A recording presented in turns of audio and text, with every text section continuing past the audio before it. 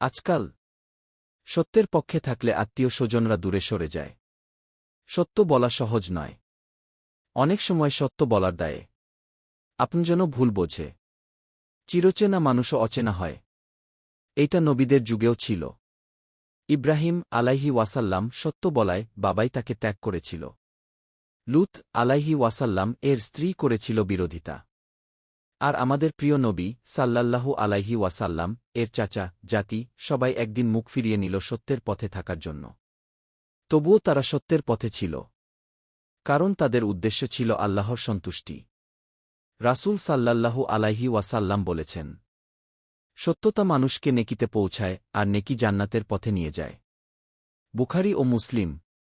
তাই যদি সত্যের পথে হাঁটতে গিয়ে সবাই ছেড়ে যায়, তবুও তুমি একা নও, কারণ একজন থাকেন সব সময়, তিনি হলেন মহান রব, যিনি কখনো কাউকে ছেড়ে যান না।